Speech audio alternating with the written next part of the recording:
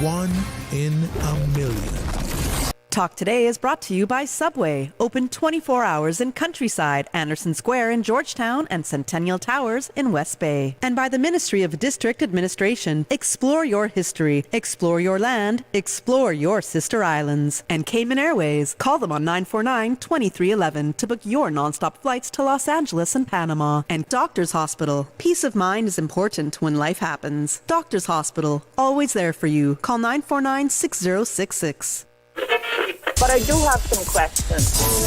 There are more questions than answers. Cayman Islands' foremost listeners participation program. Talk Today. What is on your mind, Cayman? If you are ready to talk, we are ready to listen. Here's your host, Sterling Dwayne Ebanks. Hey, welcome back. Thank you for joining us. We've got some guests scheduled. When they show, we'll take that. But in the meantime, we will have open line. And I want to say thanks to our good friends over at Treats. At some point before the show is over, we got a $25 gift certificate that you can use over there. Hey, I know Christmas is over, New Year is in full swing, but what better way to show that agape love? Stay tuned for Talk Today.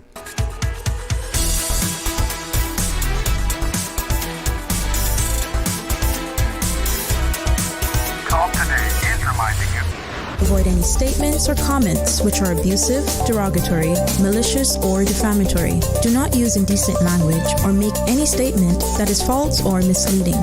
Call 1-800-534-8255, 949-6990, 949-8037, or WhatsApp us on 925-3261. Email Talk Today at candw.ky. Let your voice be heard. And now, back to Sterling Dwayne Ebanks, Radio Cayman Talk Today. Hey, welcome back. And let's take the opportunity to share with us as we invite you to be a part of the discussion. This is open line 949-8037. 949-6990. You can WhatsApp call 925-3261. Or you can use the Flow toll-free number 1-800-534-8255 and share your thoughts with us. What do you want to talk about? Well, a number of things have come across my desk. Very, very grateful to all who feel. One, they can speak candidly, but they can also speak in confidence, and they can share knowing that there'll be a level of willingness to comprehend, to listen, so we can understand, so we can engage and have that dialogue, and end of the day be in a position so that what we say and share has a meaningful impact, because there is a willingness to dialogue. Doesn't happen if we don't take the opportunity afforded to share. Many of us grew up in an environment where we talked about share and share alike when it came to what we had, from our food, to where we lay our heads, to our willingness to share with each other from what we had. As Mr. Allen talks about, our time, our talent, our treasure. We helped each other. Maybe we're losing that. Let's go to the phones. Hey, welcome. Thanks for calling. Hello, welcome. How are you today? Oh boy, not too bad at all. Thankful, All right. Well, that's good. That's a good start. What's happening, man? What's making your life better? I'm saying to myself, we're spending a lot of money. Mm-hmm. The country is spending a lot of money. And I'm saying to myself, well, definitely you would have to make back a lot of money. You had to generate quite a bit. Mm. And how are we going to do that? That's the thing. I mean, I believe in business. I like to watch what happens in other countries and what happens to other countries. Mm-hmm. But one thing I don't believe in doing is getting. I never got one in my life. I never got a loan on the bike in my life. And I like to be in that kind of position where I'm able to, spend a couple little dollars in a wise way, But we definitely, I mean, some people might say, well, why does this guy keep talking about big dollars all the time? But I mean, he need to. We need to be making big dollars, Bobo. Am I right, Mr. Sterling? It's not only making, it's the ability to save, right, through investing and leaving, that legacy, that building, family wealth. So making the money is one thing, I think, as you have shared. But are we saving to be able to have that money as disposable to use, but also to invest?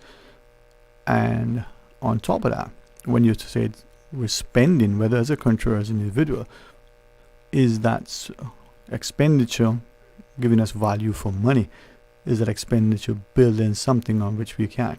So just as a quick example, right? Unless you want to jump in, and I'll continue if not. Yeah. Okay. Governments sometimes will employ what they call deficit spending. They spend more what they take in consciously, perhaps, to invest in infrastructure, education, things that are going to bring long-term benefit, but not position the company or the country or the individual into debt that is just keeps growing and growing, and eventually leads to bankruptcy for the company or the individual, or a devalued currency and the like for the country. What we need to ask, and if we just look at it from your perspective as you shared, the Cayman context, if we're spending, and that's expenditures from borrowing, and that expenditures on things that are not lasting, not infrastructure, not building the nation, then does that make sense? Is it, the buzzword of the day, sustainable? Is it something that is, fiscally, financially responsible? That's not to cast aspersions on anybody. It's a failure on our part if we don't ask those questions. So go back to what you just shared. We're spending. Is that your honest perception that the country is just spending more than we can afford? I mean, why do you come to that conclusion? Well, to be quite honest, no, I don't know anything about the thing with the road and the U.S. $1 billion proposal and all that sort of thing. I don't know anything about it, and I don't want to get myself involved in it. But as a Caymanian, I would say to myself, well, at least my opinion is that, and it ain't much of an opinion, but, well, to be quite honest, I don't even want to make a comment on it. Okay. But the thing is, while spending, I believe that we should be trying to make some serious dollars at the same time. You look at these people on these old e-scooters and stuff like that. While we're spending, you make quite a bit of money back at the same time. You say you make them license their little e-scooters and their little bikes, put some money back in the government, and different little, I wouldn't say taxes, but different little fees and stuff like that we could be collecting from people. You make something back at the same time in different areas like that, and I mean, this thing with the it's a few things that I believe that can generate some good dollars for the country. Yeah. Well, I mean, I appreciate you sharing what you did, sharing that, maybe you don't have, like many of us, a full understanding of it. But by asking the questions and by identifying that we may not necessarily have sufficient information, be fully informed, begs the question as to why not, and to what extent a government is putting out information about what the government intends to do, not only very timely and accurately, but in a way that is accessible and as best as possible understood, by the populace. Why sometimes things are presented in a way that they may be quote unquote online somewhere, but unless you know where to go or access to it is, fairly easy, and when you do, you can navigate it. Are you really putting information out? You put something in a room on the corner of the shelf. If you know it's there, then you know it's there. If you don't, you don't. The other thing is when governments do things or propose to what extent we, the public, have a say before it's done, perhaps critiquing it while it's done, but also being able to learn from it. So when we look at the government's budget, with topping them $1 billion, there might be some who can remember when, we hit the first million. Some who say 10. Some say, well, it was not long ago when it was $500 million.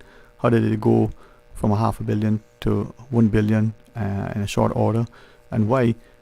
Are we asking questions? Are we sufficiently engaged, informed, and involved, and seeing the cost? The financial cost, but the other costs associated with what we do or we don't. And so. And another thing that I would say, we're leaning toward this this referendum thing now. At the same time, we could look into this matter and say to ourselves, well, if we're gonna decriminalize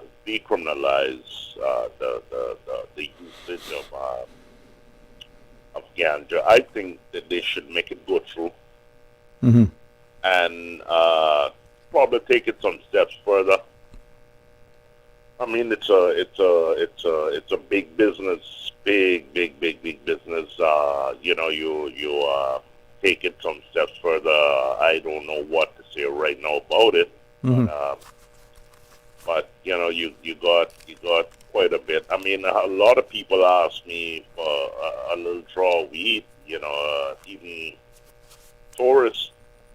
But I can't direct them. I don't know a thing about it.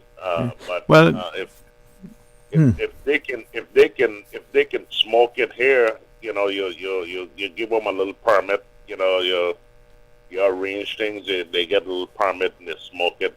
Say a little $200-300 for the year permit, and Caymanians and they won't smoke it that bad. Well, make them pay $300 for the year, a little permit. They'll authorize them to smoke and collect some money for the government, because I mean he got smoke in the house. So I mean, if he gets I mean, some hearing you might say, man, that's just inflammatory. Some hearing you might go, wow, that's thinking outside the box. There are many questions to add, and let's ask two as you go to the break. One, that smoking of the weed, as you shared, but what about the cigarette or other tobacco product? What about the drinking of alcohol or any similar libation? Should there be a permit not only to sell it, but to drink it and consume it, as you shared? But also, what about the cultural impact on the ethos? So the smoking of, say, a cigarette, we have got legislation that says you don't do it indoors, you don't do it within X feet of open, doors and buildings and what have you. What impact on health, the second-hand, third-hand smoke on people? Would it be the same with the smoking of ganja?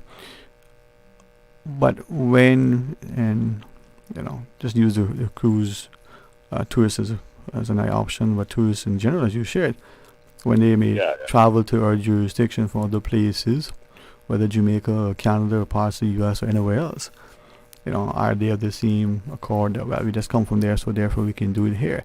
Is that what we want? Or are we willing to recognize our uniqueness, appreciate the importance of what we are, and not being consumed by others, not being decimated by the imposition, of other values and the like? And if we are going to preserve and promote, protect what is uniquely Cayman and Caymanian, do we have the will to do so? No, but Mr. Sterling, yes, sir. We got to be real with ourselves, though. We got to get real, I mean, when somebody want us, I mean, you imagine the people that got access to taking a little puff. You imagine somebody I don't even want to say. But anyway. Yeah. Well, if you don't say, I won't know exactly what you. Yeah. But I hear you. We got to get real. Yeah. We got to get real. Well, Puff the Magic Dragon, you know. My friend. I'm not. Yeah. Go ahead, man. Yeah. All right. I ain't saying that because I don't smoke it. Yeah. But I mean, when somebody, you know, you pass the laws with the what you call it.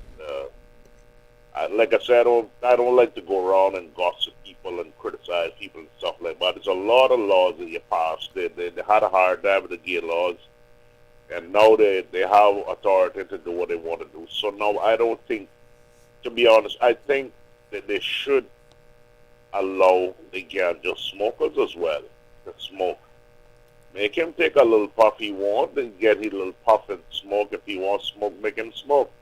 Yeah. Other people doing what they're doing, and everybody else is doing what they're doing. So make the little man, stop putting them in jail for up inside, go and put him up in Norwood prison for smoking one little draw of weed. Come on now, no, you know that needs to stop. Yeah. That got to stop, but because I mean, you can't be doing, you can't allow it to keep continue to happen to Caymanians, and then the tourists come in with one little bit of weed and this and that, and then they're giving Cayman a bad name because of what happened to them in the Cayman Islands. They can't even come in with a little draw of weed. Well, there's much to unpack in what you shared, and we can probably see some good things in it. We can disregard it immediately, some of the other things, and we probably need to ask, take the public example as we seem to have understood has played out. A person is coming to the country on as a new worker with an approved or to be approved work permit or whatever it was the media reported, is found with some sort of illegal drugs, goes to the court, still gets the permit approved, still be able to remain in the country and be employed. We got to ask ourselves, is that really what we're doing based on what you just said, that we pick up the little young boy for having a spliff and then we throw him northward at great expense, not just to the country, to imprison that person, but the impact on that person's life. Who, and to what extent are we going to look at this thing and understand that, are we going to be constantly beating up our own and giving what's that word that we like to use? I think another one of those we shouldn't, a blight to everybody else. My friend, thanks for sharing. We're going to take this first break, take the calls when we come back. Stay tuned for Talk Today. Stay cyber secure with Cayman National. Here are a few tips that will benefit you. Ensure to log out completely when you finish any online banking activities. Be aware of phishing attempts and only click links from trusted sources that are sent from your device through emails and messages. Remember, Cayman National will never ask you for your credentials. If you suspect a fraud attempt or that your account has been compromised, please immediately contact our customer support team at 949-8300. It's me again, that old girl, traveling everywhere with Cayman Airways. This time, I go in direct to Tampa because Tampa airfares are on sale. It's been a long time and I seen Cousin Sally up in Tampa or Uncle Joe in Orlando, but I'm not sitting in the Orlando airport traffic, no sir. If you go in Orlando, Cayman Airways via Tampa, still the best way to go. You can even book a car rental through them, And I know one thing, I'm racking up all the Sir Turtle rewards miles I can get for even more trips this year. For travel now through April 15th, call 949-2311 or visit CaymanAirways.com to catch your Tampa seats on sale now through January 27th.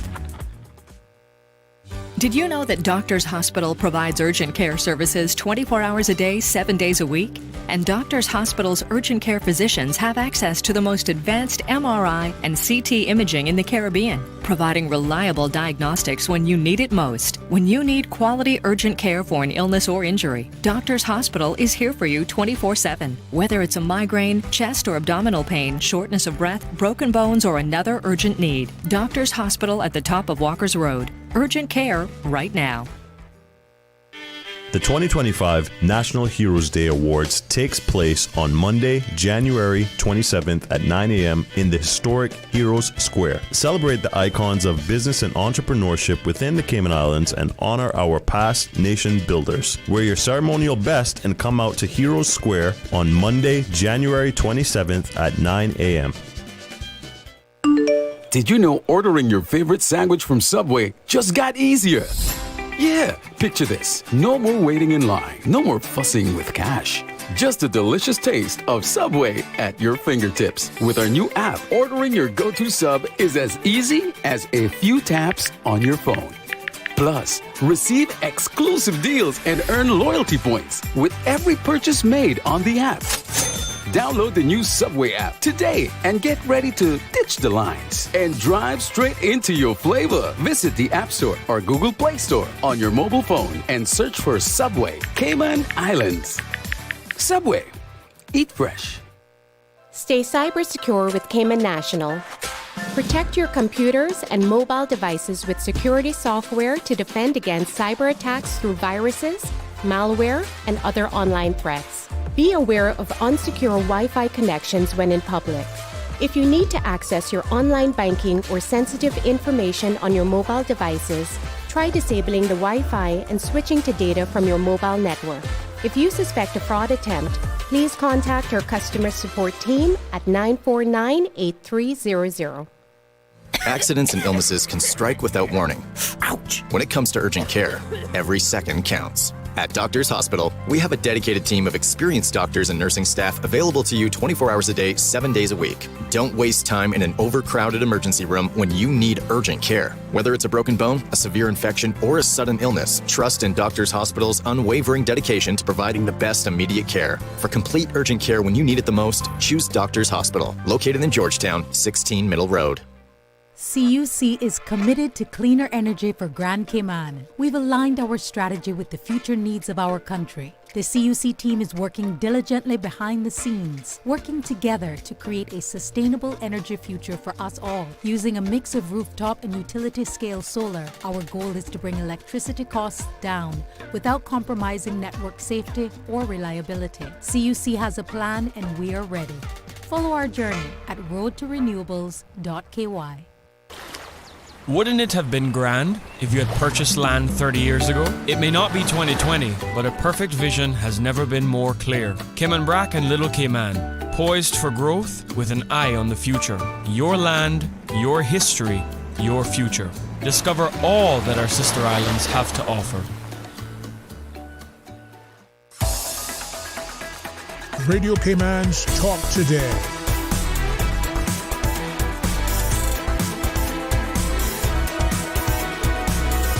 What is on your mind, Cayman?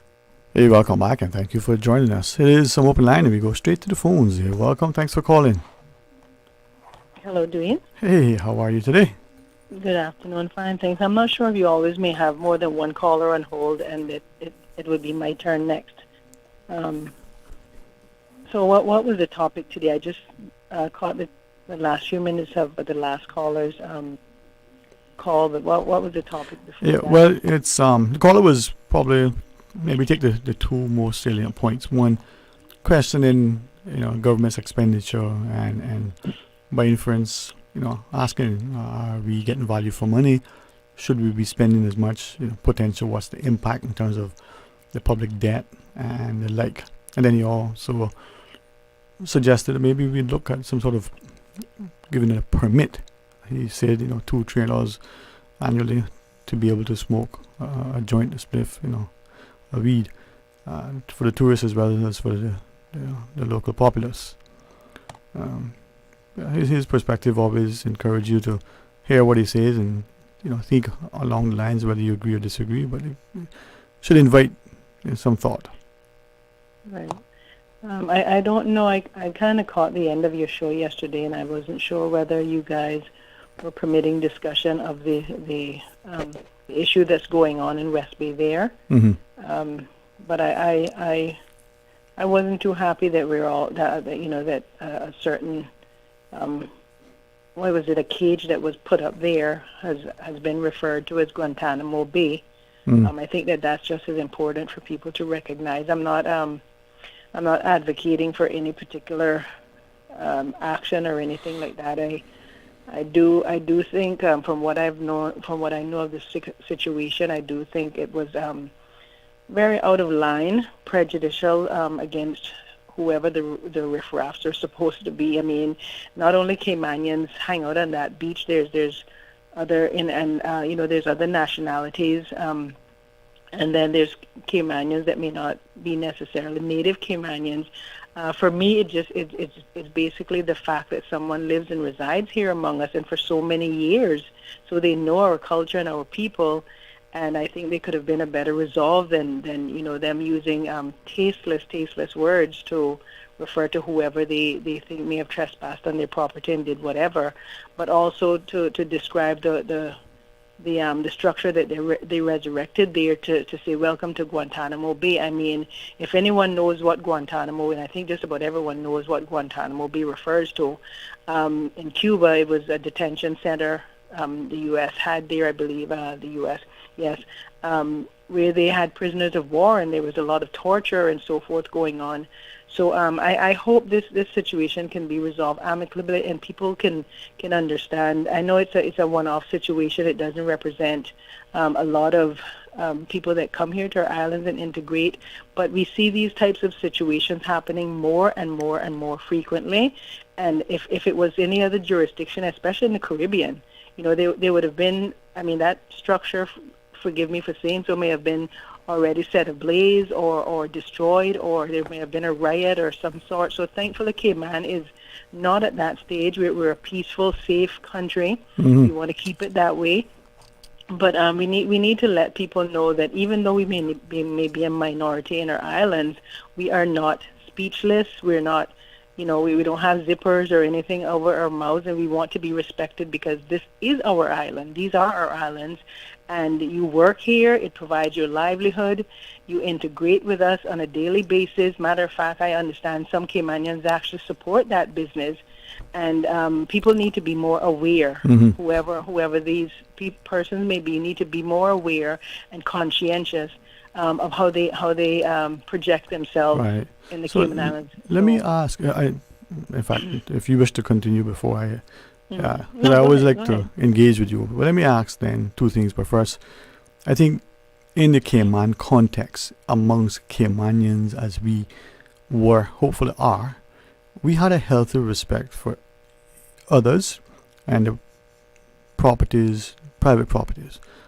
And that may, to some people's mind, be part of the problem. So we didn't use people's pools, we didn't take their beach chairs, we didn't trespass, right?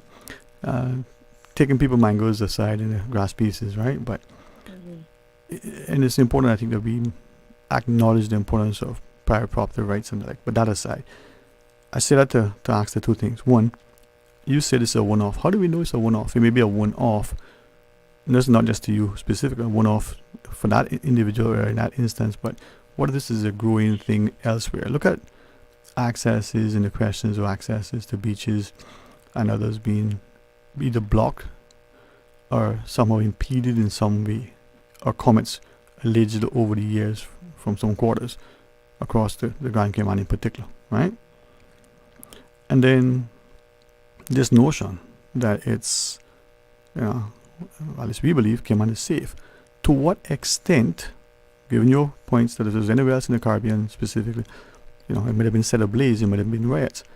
Cayman is safe, but to what extent there's a growing influence, a growing mindset fostered by whatever and whomever, whether the people that are here, that now this is the way to respond to that, because this is the way in the Caribbean or other places the response would be, as opposed to what our response would have been normally, right?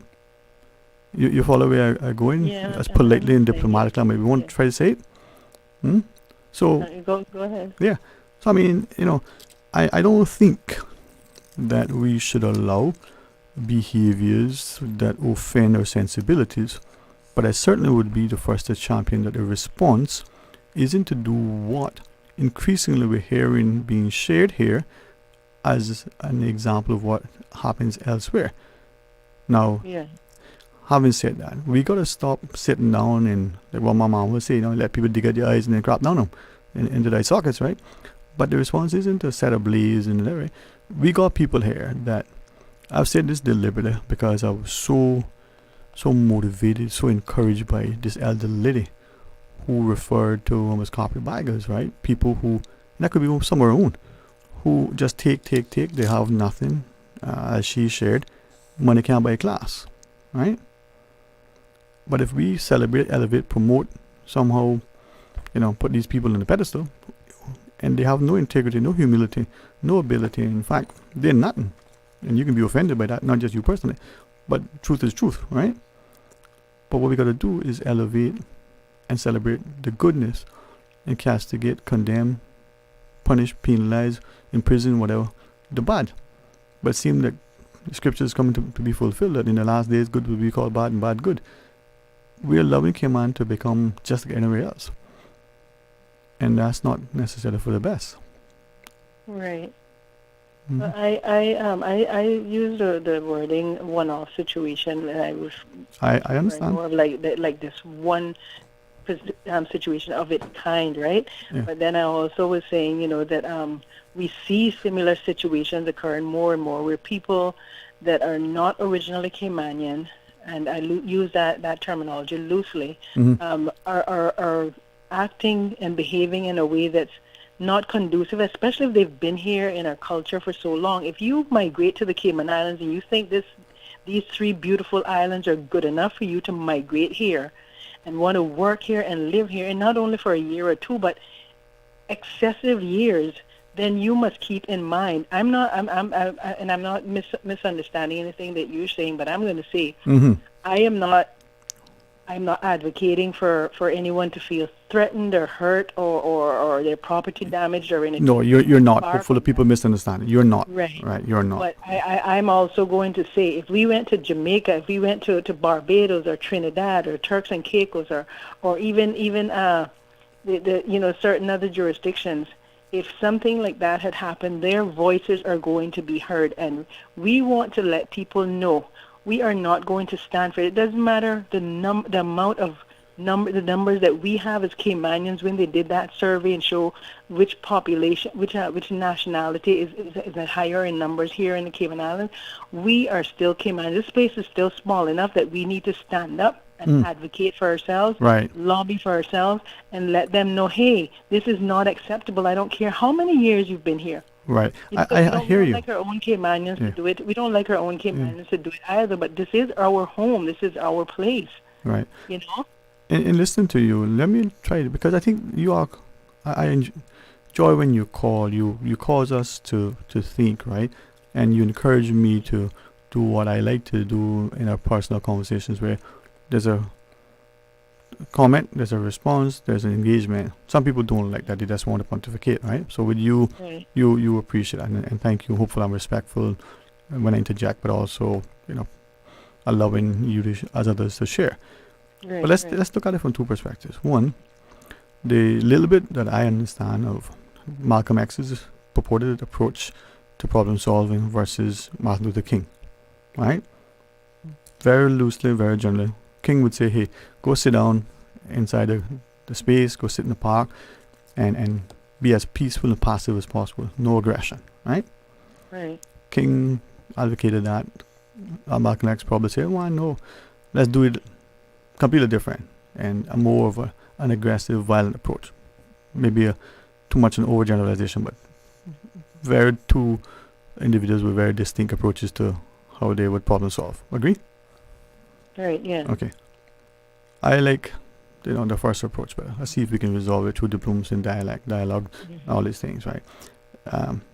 But having said that, if we, as I am very, very honored to have the distinct pleasure, engage with those people who are not originally from here, whether they've been here decades, whether they got status, PR, or they're just long-term visitors, or however, that is defined, and they're telling us, listen, this is what happened in my country, politically, socially. This is what has happened in other places I visited. This is what happened. And we're seeing an influence on the Cayman Islands that takes us away from the kind, loving, hospitable, peaceful, sort of, this wonderful place in people. We need to question why that is, right?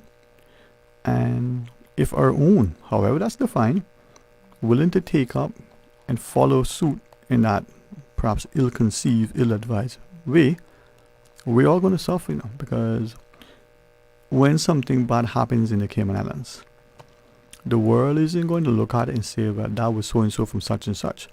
They're not even say, yeah, that's a Caymanian, Ebanks from Northside or Cayman Brac or West Bay or Georgetown. That was a Caymanian or somebody in the Cayman Islands. And if that person that we in this country look at and say, yeah, well, you know who he from, we can drill down on a micro level and justify it as expecting no better. But globally, and when I say that, even in the Cayman Islands, amongst all that are here, they're going to see it as the Cayman Islands, but specifically internationally. And unless we understand that and maybe counter some of the things that could be very consciously and deliberately being done in this country, from the littering, right, to the comments, to the behaviors, is that a deliberate thing by some to displace, disparage, disrespect, somehow destroy the Caymanian ethos. That thing which attracted many of us to the country, Exactly. which Yeah, has caused, many of us to stay, No, go ahead. right? And I make no apology. When people misbehave, society needs to ensure that that behavior is corrected. The person is made to make amends. The society sends a clear signal, clear message that this is not going to be tolerated. Whatever that thing is, if it has a shared, inculcated societal ethos, that is wrong. It offends the sensibilities of that society, right? But we don't see that no more. Watch our roads, watch the littering, watch the language, watch the playing loud music, watch the behaviors, whether on the public beach. We have been too willing to accommodate too much that makes little sense, right? And we apologize for it, and we use all sorts of reasons from, acknowledging, yes, there should be some level of humanity and human rights, but it doesn't mean that people can get away with doing wrong, and we are allowing that nonsense to continue. I wholeheartedly agree with you, Dwayne. Sorry, if you didn't finish, speak. Go ahead. No, go ahead. You go ahead, man. You go ahead. So I'm not on a political platform here. As you were speaking, the thought came to my mind is we may have to take an extreme measure where we implement into the laws that some of these types of actions are criminal offenses, because you're making certain derogatory statements and comments using certain prejudicial words that are discrimination, really, and it's causing residents and Caymanians on a whole, and as I said, it's not just Caymanians that visit that beach and may go to use their dock to fish, because but you're using certain words that may cause people to feel, in the law there's what is called a fray. It's causing intimidation to someone by the use of actions or words, and there's another word I was just thinking about, incitement. Inciting, yeah. Yes, is another action that's being caused by what they've said. In Florida, their assault is actually the same meaning.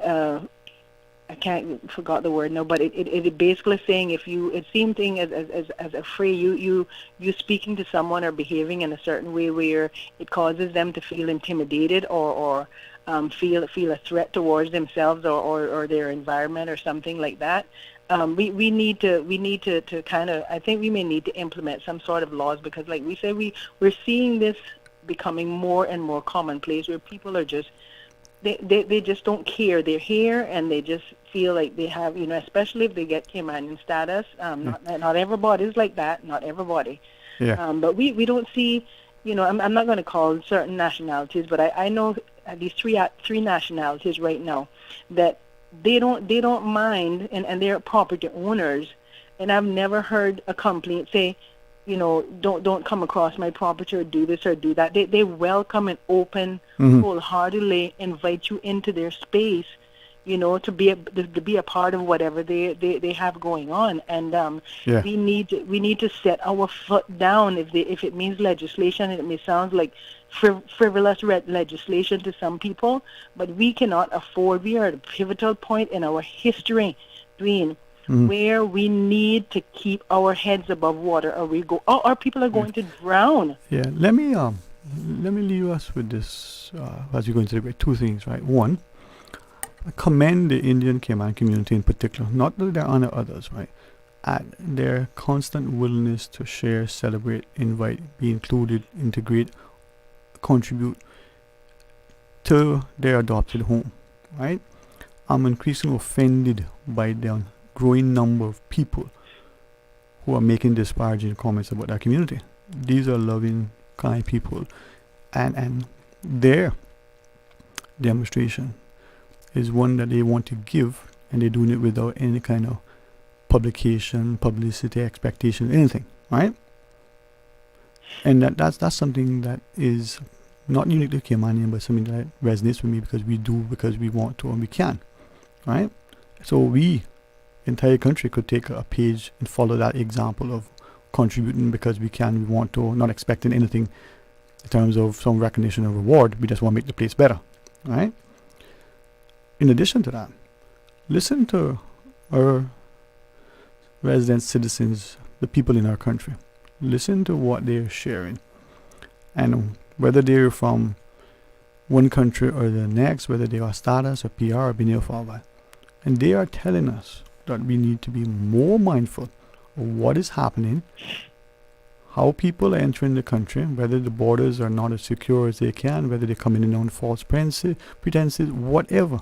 That's a whole other conversation. Exactly. Go ahead. Right? And as they come as people are in the country and things are happening in the country, that we need to be conscious that these things are happening, and what are we doing to make sure that it's not affecting the quality of life, the safety, the security, the stability, right? The social stability. Forget about the economic and the political. Those are important. But the social harmony and stability. If we have people in this country that are not originally from here, as we shared, whether they got status or otherwise, and they're telling us, be mindful of what is happening, and we are willing to ignore it, that is to our detriment, our collective detriment. Agree? Yes. Right? So when your mommy and daddy tell you something, it's probably because not only they love you and want the best for you, but they may have a few years of life experience that they know what they're talking about. You need to be smart enough to listen to them, perhaps smart enough to follow what they say, right? Right. We're not doing that, and there are many, many people, I'm so grateful, who have come here, honored to interact with them, call them friend, and they're telling us, and we're not listening. Your mama say you can't hear, you can feel. We can't unring the bell, and there's too much happening here because there's no will. There's no political will. There's no societal will. To take little Johnny aside, or big Johnny aside,